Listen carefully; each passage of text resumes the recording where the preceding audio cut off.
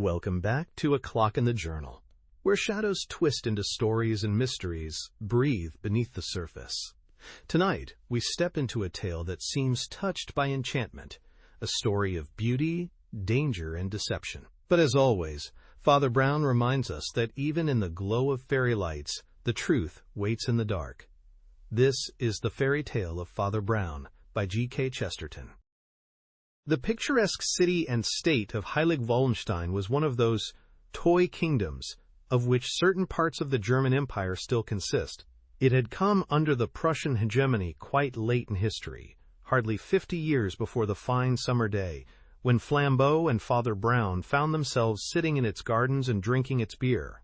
There had been not a little of war and wild justice there within living memory, as soon will be shown, but in merely looking at it, one could not dismiss that impression of childishness, which is the most charming side of Germany, those little pantomime paternal monarchies, in which a king seems as domestic as a cook. The German soldiers by the innumerable sentry boxes looked strangely like German toys, and the clean-cut battlements of the castle, gilded by the sunshine, looked the more like the gilt gingerbread. For it was brilliant weather, the sky was as Prussian a blue as Potsdam itself could require, but it was yet more like that lavish and glowing use of the color which a child extracts from a shilling paint-box. Even the gray-ribbed trees looked young, for the pointed buds on them were still pink, and in a pattern against the strong blue looked like innumerable childish figures. Despite his prosaic appearance and generally practical walk of life, Father Brown was not without a certain streak of romance in his composition, though he generally kept his daydreams to himself, as many children do. Amid the brisk, bright colors of such a day, and in the heraldic framework of such a town, he did feel rather as if he had entered a fairy tale. He took a childish pleasure, as a younger brother might, in the formidable sword-stick which Flambeau always flung as he walked, and which now stood upright beside his tall mug of Munich. Nay, in his sleepy irresponsibility, he even found himself eyeing the knobbed and clumsy head of his own shabby umbrella, with some faint memories of the Ogre's Club in a colored toy book. But he never composed anything in the form of fiction, unless it be the tale that follows. "I wonder," he said, "whether one would have real adventures in a place like this, if one put oneself in the way. It's a splendid back scene for them, but I always have a kind of feeling that they would fight you with pasteboard sabers more than real horrible swords." "You are mistaken," said his friend. "In this place they not only fight with swords, but kill without swords, and there's worse than that." "Why, what do you mean?" asked Father Brown. "Why," replied the other, "I should say this was the only place in Europe where a man was ever shot without firearms." "Do you mean a bow and arrow?" asked Brown in some wonder. "I mean a bullet in the brain," replied Flambeau. "Don't you know the story of the late prince of this place? It was one of the great police mysteries about 20 years ago. You remember, of course, that this place was forcibly annexed at the time of Bismarck's very earliest schemes of consolidation. Forcibly, that is, but not at all easily. The Empire, or what wanted to be one, sent Prince Otto of Grossenmark to rule the place in the imperial interests. We saw his portrait in the gallery there, a handsome old gentleman if he'd had any hair or eyebrows and hadn't been wrinkled all over like a vulture, but he had things to harass him, as I'll explain in a minute. He was a soldier of distinguished skill and success, but he didn't have altogether an easy job with this little place. He was defeated in several battles by the celebrated Arnhold brothers, the three guerrilla patriots to whom Swinburne wrote a poem. You remember? Wolves with the hair of the ermine, crows that are crowned and kings. These things be many as vermin, yet three shall abide these things. Or something of that kind. Indeed, it is by no means certain that the occupation would ever have been successful had not one of the three brothers, Paul, despicably, but very decisively declined to abide these things any longer, and, by surrendering all the secrets of the insurrection, ensured its overthrow and his own ultimate promotion to the post of Chamberlain to Prince Otto. After this, Ludwig, the one genuine hero among Mr. Swinburne's heroes, was killed, sword in hand, in the capture of the city, and the third, Heinrich, who, though not a traitor, had always been tame and even timid compared with his active brothers, retired into something like a hermitage, became converted to a Christian quietism which was almost Quakerish, and never mixed with men, except to give nearly all he had to the poor. They tell me that not long ago he could still be seen about the neighborhood occasionally, a man in a black cloak, nearly blind, with very wild white hair, but a face of astonishing softness. "I know," said Father Brown. "I saw him once." His friend looked at him in some surprise. "I didn't know you'd been here before," he said. "Perhaps you know as much about it as I do. Anyhow, that's the story of the Arnholds, and he was the last survivor of them. Yes, and of all the men who played parts in that drama." "You mean that the prince, too, died long before?" "Died," repeated Flambeau, "and that's about as much as we can say. You must understand that towards the end of his life he began to have those tricks of the nerves not uncommon with tyrants.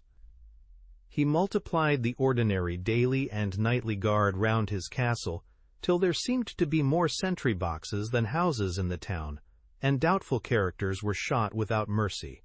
He lived almost entirely in a little room that was in the very center of the enormous labyrinth of all the other rooms, and even in this he erected another sort of central cabin or cupboard, lined with steel like a safe or a battleship. Some say that under the floor of this again was a secret hole in the earth, no more than large enough to hold him, so that in his anxiety to avoid the grave, he was willing to go into a place pretty much like it. But he went further yet. The populace had been supposed to be disarmed ever since the suppression of the revolt, but Otto now insisted, as governments very seldom insist, on an absolute and literal disarmament. It was carried out with extraordinary thoroughness and severity, by very well-organized officials over a small and familiar area, and, so far as human strength and science can be absolutely certain of anything, Prince Otto was absolutely certain that nobody could introduce so much as a toy pistol into Heilig-Waldenstein. "Human science can never be quite certain of things like that," said Father Brown, still looking at the red budding of the branches over his head, "if only because of the difficulty about definition and connotation. What is a weapon? People have been murdered with the mildest domestic comforts, certainly with tea kettles, probably with tea cozies. On the other hand, if you showed an ancient Briton a revolver, I doubt if he would know it was a weapon, until it was fired into him, of course. Perhaps somebody introduced a firearm so new that it didn't even look like a firearm. Perhaps it looked like a thimble or something. Was the bullet at all peculiar?" "Not that I ever heard of," answered Flambeau, "but my information is fragmentary, and only comes from my old friend Grimm. He was a very able detective in the German service, and he tried to arrest me. I arrested him instead, and we had many interesting chats.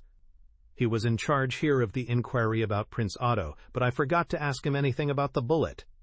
According to Grimm, what happened was this."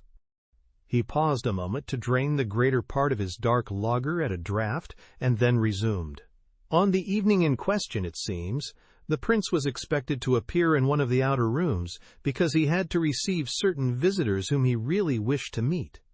They were geological experts sent to investigate the old question of the alleged supply of gold from the rocks round here, upon which, as it was said, the small city-state had so long maintained its credit and been able to negotiate with its neighbors, even under the ceaseless bombardment of bigger armies. Hitherto it had never been found by the most exacting inquiry which could be quite certain of discovering a toy pistol," said Father Brown with a smile. "But what about the brother who ratted? Hadn't he anything to tell the prince?" "He always asseverated that he did not know," replied Flambeau, "that this was the one secret his brothers had not told him. It is only right to say that it received some support from fragmentary words, spoken by the great Ludwig in the hour of death, when he looked at Heinrich but pointed at Paul and said, 'You have not told him,' and was soon afterwards incapable of speech. Anyhow, the deputation of distinguished geologists and mineralogists from Paris and Berlin were there in the most magnificent and appropriate dress, for there are no men who like wearing their decorations so much as the men of science, as anybody knows who has ever been to a soirée of the Royal Society. It was a brilliant gathering, but very late, and gradually the Chamberlain. You saw his portrait too, a man with black eyebrows, serious eyes, and a meaningless sort of smile underneath. The Chamberlain, I say, discovered there was everything there except the prince himself. He searched all the outer salons, then, remembering the man's mad fits of fear, hurried to the inmost chamber. That also was empty, but the steel turret, or cabin, erected in the middle of it took some time to open. When it did open, it was empty too. He went and looked into the hole in the ground, which seemed deeper, and somehow all the more like a grave. That is his account, of course. And even as he did so, he heard a burst of cries and tumult in the long rooms and corridors without. First it was a distant din and thrill of something unthinkable on the horizon of the crowd, even beyond the castle. Next it was a wordless clamor, startlingly close, and loud enough to be distinct if each word had not killed the other. Next came words of a terrible clearness, coming nearer, and next one man rushing into the room and telling the news as briefly as such news is told. Otto, Prince of Heilig-Waldenstein and Grossenmark, was lying in the dews of the darkening twilight in the woods beyond the castle, with his arms flung out, and his face flung up to the moon.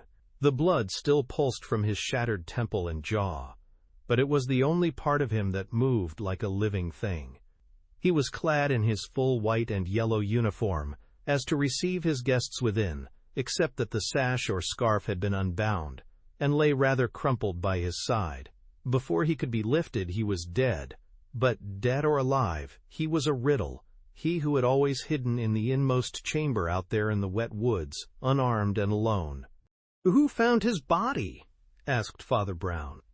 "Some girl attached to the court named Hedwig von something or other," replied his friend, "who had been out in the wood picking wildflowers." "Had she picked any?" asked the priest, staring rather vacantly at the veil of the branches above him. "Yes," replied Flambeau. "I particularly remember that the Chamberlain, or old Grimm or somebody, said how horrible it was, when they came up at her call, to see a girl holding spring flowers and bending over that bloody collapse. However, the main point is that before help arrived, he was dead, and the news, of course, had to be carried back to the castle.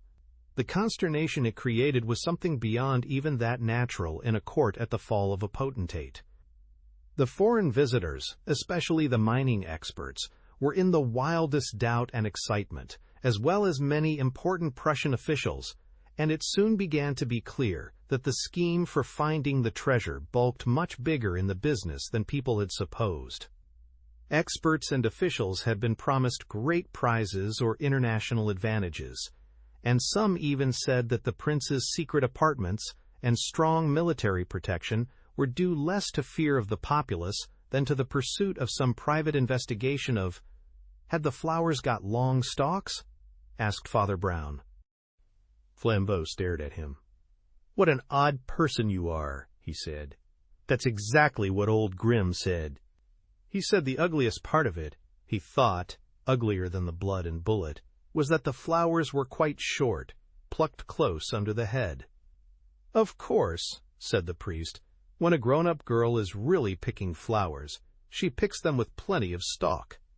If she just pulled their heads off, as a child does, it looks as if—" and he hesitated.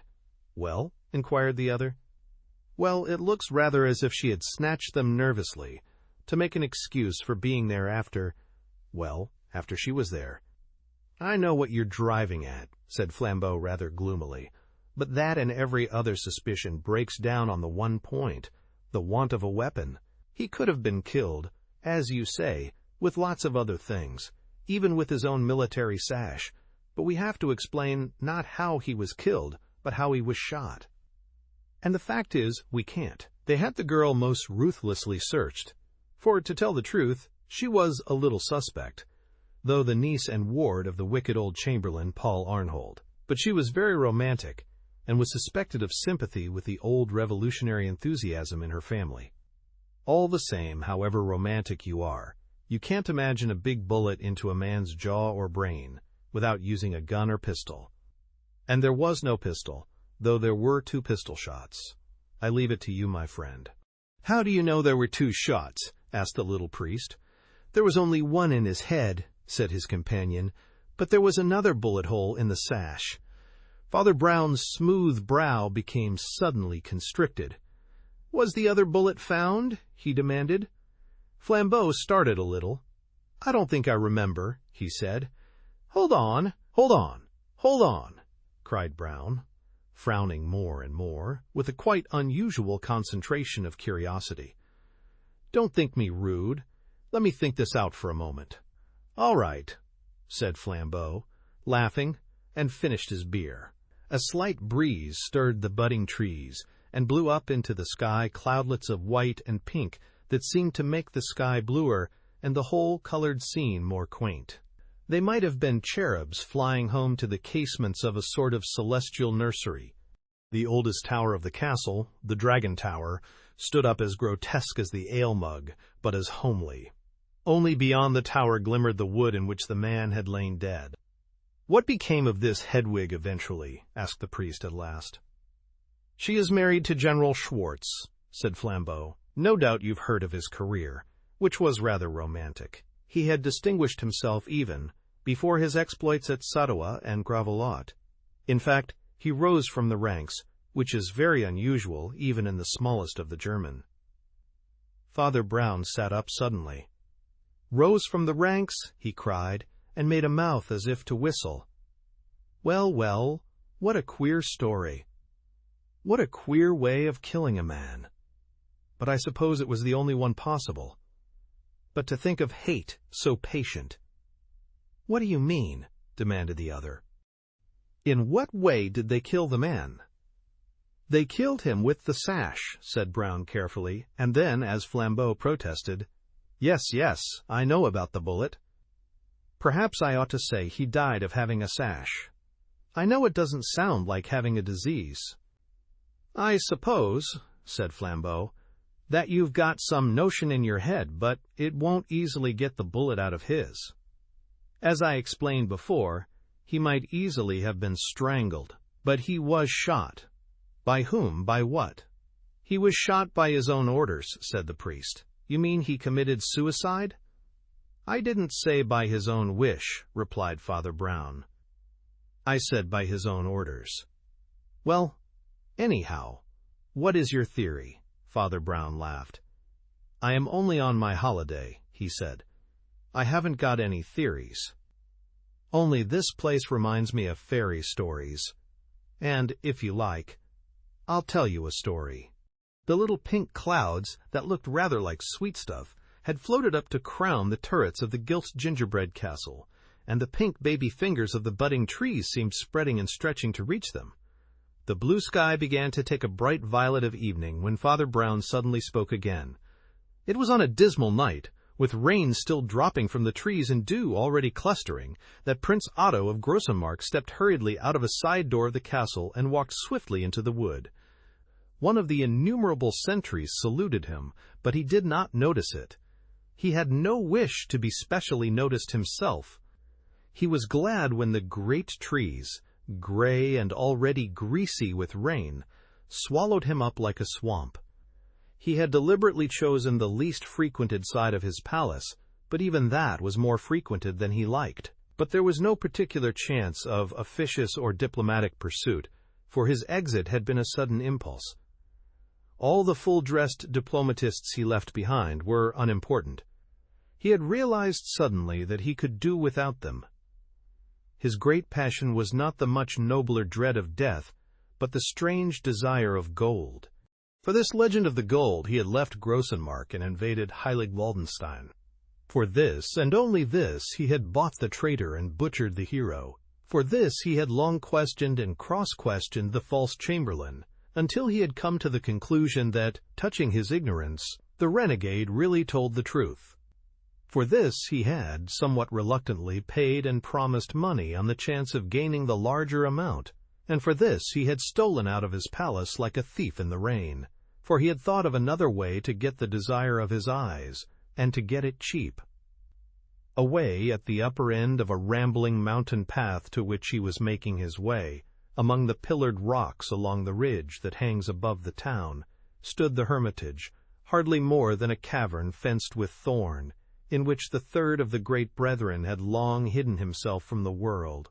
He, thought Prince Otto, could have no real reason for refusing to give up the gold. He had known its place for years, and made no effort to find it, even before his new ascetic creed had cut him off from property or pleasures. True, he had been an enemy, but he now professed a duty of having no enemies. Some concession to his cause, some appeal to his principles, would probably get the mere money secret out of him.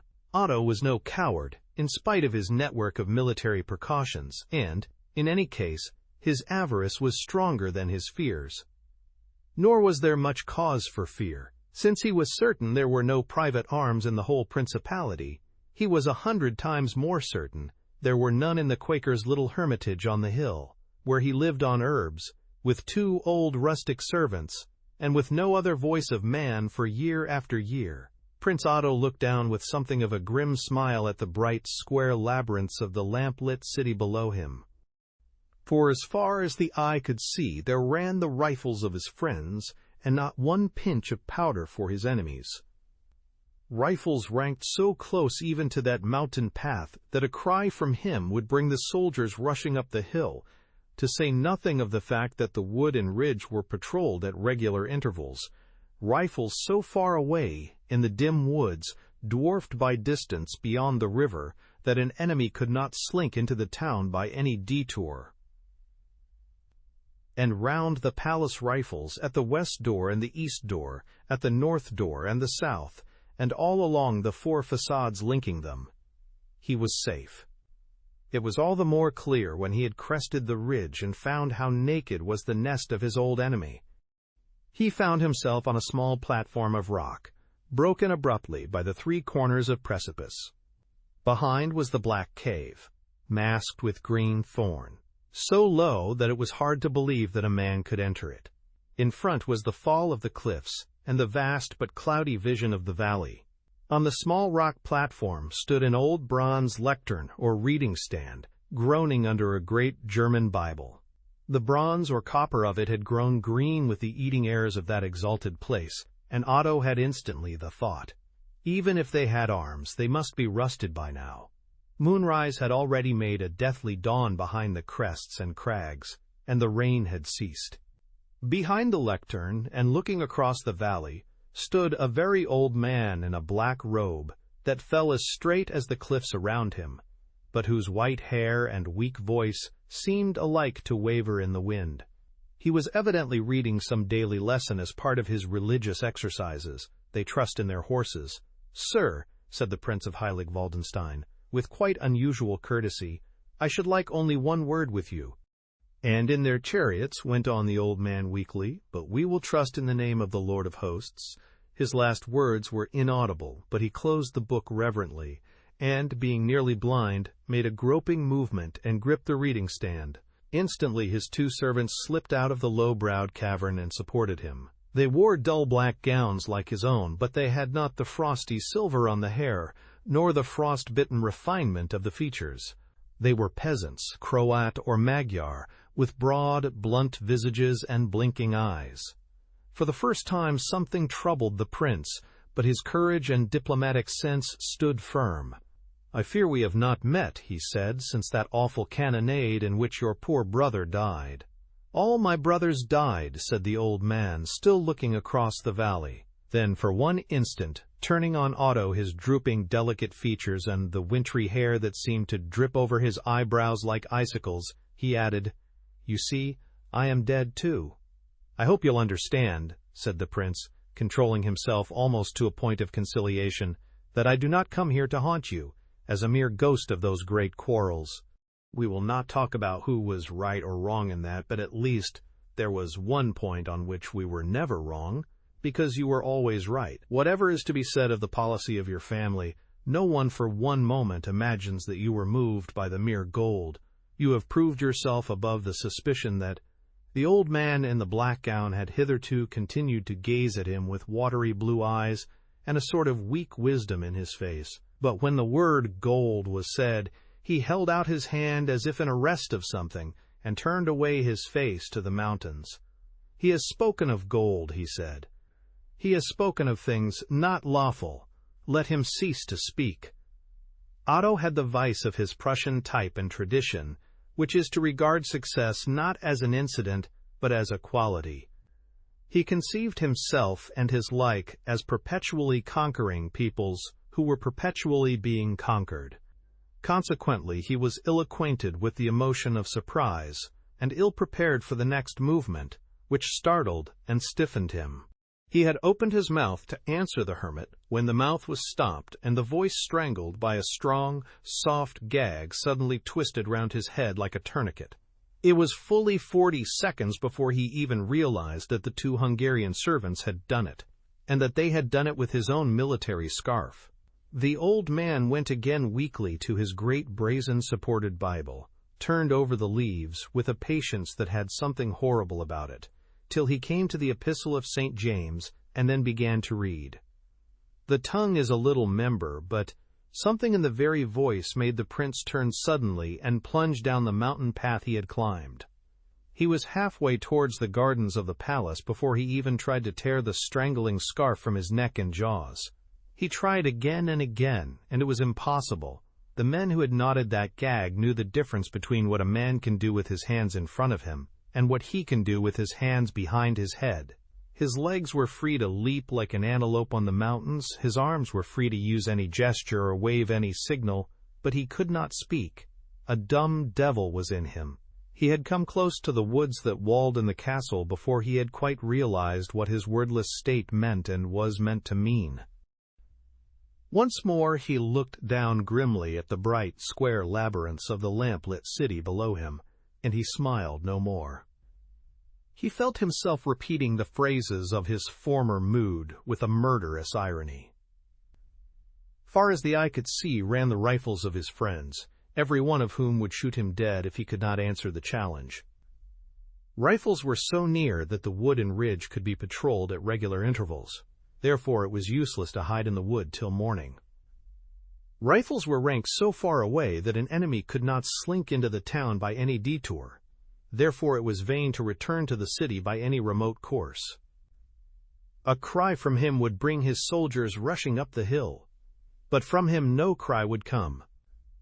The moon had risen in strengthening silver, and the sky showed in stripes of bright nocturnal blue between the black stripes of the pines about the castle.